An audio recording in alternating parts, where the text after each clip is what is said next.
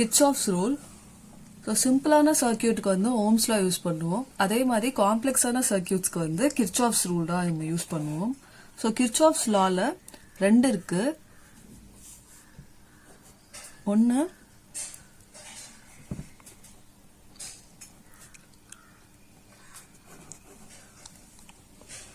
Kirchhoff's current law, இன்னொன்று வந்து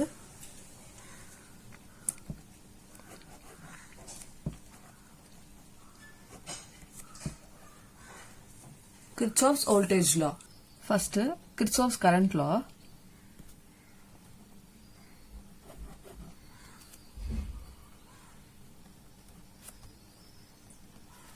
இந்த கரண்ட் லா வந்து நம்ம ஜங்ஷன் ரூல் அப்படின்னு சொல்லலாம்,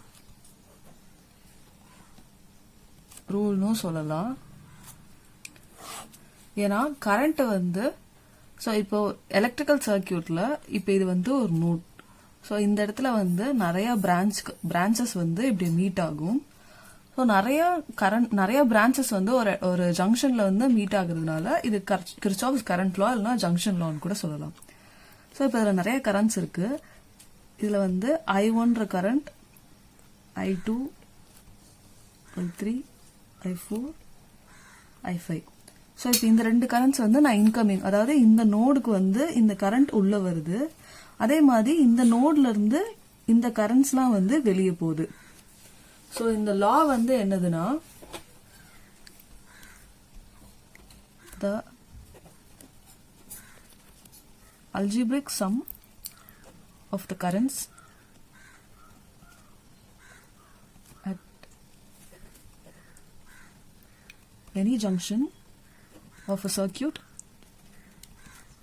is 0. Statement வந்து the algebraic sum of the currents at any junction of a circuit is 0.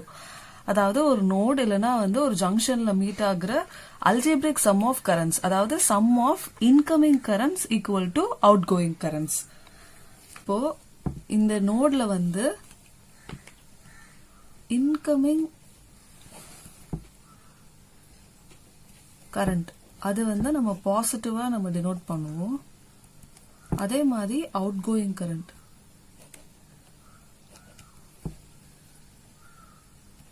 இது வந்து நெகட்டிவ். இப்ப இந்த நோட்ல வந்து I1 I2 வந்து இன்கமிங் கரண்ட்ஸ், இந்த நோடுக்கு உள்ள வருது. அதே மாதிரி இது எல்லாமே வந்து வெளியே போகுது, அதாவது outgoing currents. So sum of incoming currents equal to outgoing currents. அப்போ I1 plus I2 equal to sum of outgoing current 3, 4, 5. இது எல்லாமே வந்து outgoing current plus I5. இப்போ இந்த எல்லா டேர்மும் இந்த பக்கம் எடுத்துட்டு வந்தோம்னா I1 plus I2 minus I3 minus I4 minus I5 equal to 0. அதாவது algebraic sum of currents at a junction வந்து 0. இதுதான் வந்து algebraic sum of currents. So இந்த நோட்ல வந்து எவ்வளவு கரண்ட் வந்து என்டர் ஆகுதோ அதே கரண்ட் வந்து லீவ் ஆயிடும். இது வந்து law of conservation of electric charge.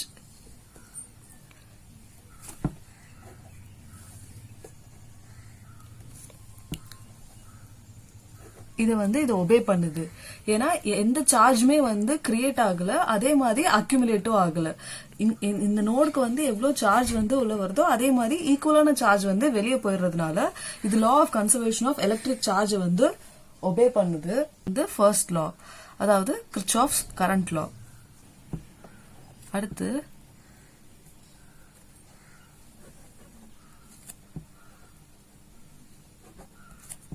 Kirchhoff's voltage law இல்லனா வந்து loop rule. So Kirchhoff's voltage law வந்து எப்பவுமே க்ளோஸ்டு சர்க்யூட்ல தான் நம்மளால அப்ளை பண்ண முடியும். சோ இதோட டெஃபினிஷன் வந்து என்னன்னா, in a closed circuit the algebraic sum of the products of the current and the resistance of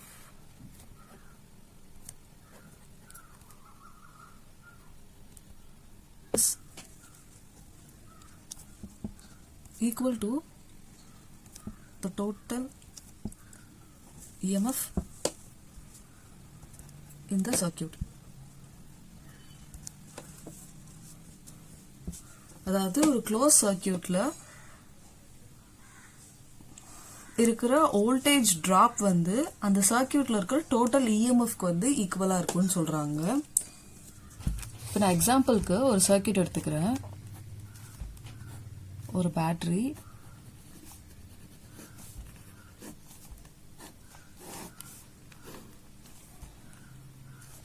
R1, R2, R3 மூணு ரெசிஸ்டர்ஸ் எடுத்துக்கிறேன். இந்த பேட்டரியோட டோட்டல் வோல்டேஜ் வந்து V.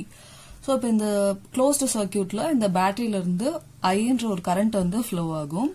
ஸோ அப்போ இந்த ரெசிஸ்டன்ஸ்க்கு அக்ராஸா வந்து ஒரு டிராப் கிரியேட் ஆகும். இந்த டிராப் வந்து V1, அதே மாதிரி இதுக்கு இருக்கிற டிராப் வந்து V2, இது வந்து V3.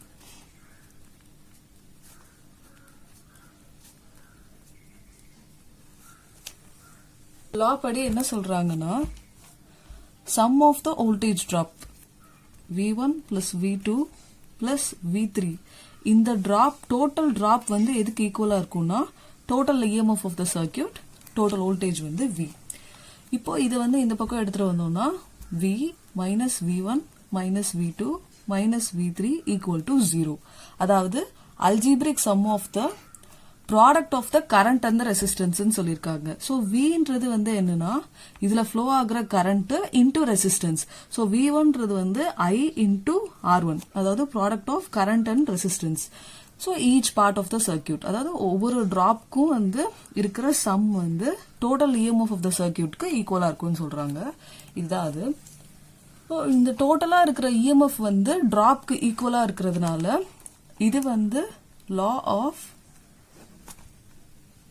conservation of energy.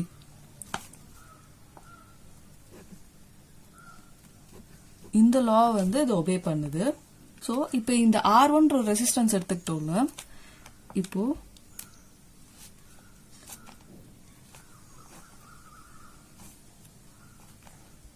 R1 இப்போ இது ஒரு பாயிண்ட் A B அப்படின்னு எடுத்துக்கலாம். இப்போ இதுல கரண்ட் வந்து இப்படி ஃப்ளோ ஆகுது லெஃப்ட்ல இருந்து ரைட்டுக்கு.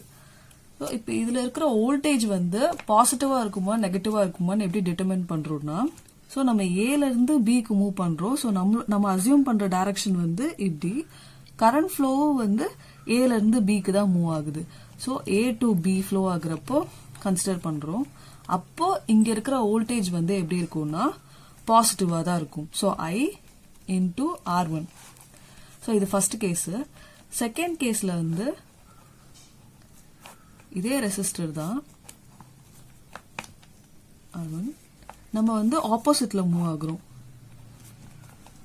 அதாவது B டு A இப்படி மூவ் ஆகுறப்போ ஆக்சுவல் கரண்ட் ஃப்ளோ டைரக்ஷன் வந்து ஏல இருந்து பிக்கு இருக்கு. நம்ம அசியூம் பண்ற டைரக்ஷன் வந்து B டு A.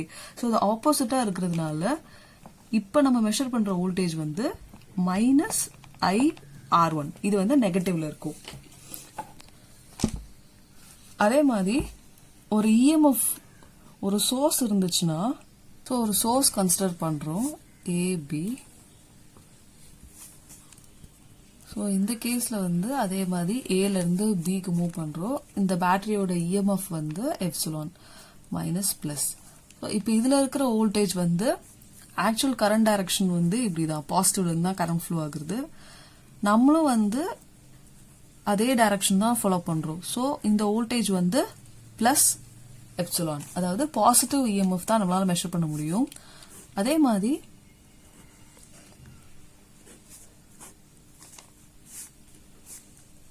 ரிவர்ஸ் டைரக்ஷன்ல, அதாவது பில இருந்து ஏக்கு ஃப்ளோ ஆகுறப்போ இங்கே கரண்ட் டைரக்ஷன் வந்து இப்படிதான் இருக்கும்.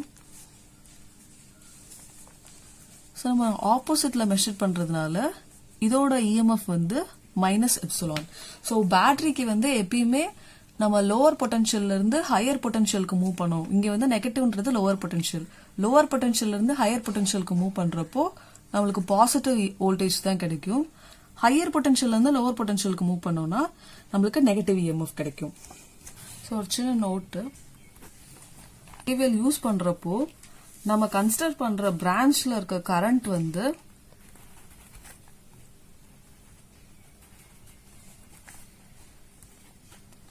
கான்ஸ்டன்டா இருக்கணும். அதாவது அதுல ஃப்ளோ ஆகுற கரண்ட் வந்து ஸ்டெடி ஸ்டேட் கண்டிஷன்ல தான் இருக்கணும்.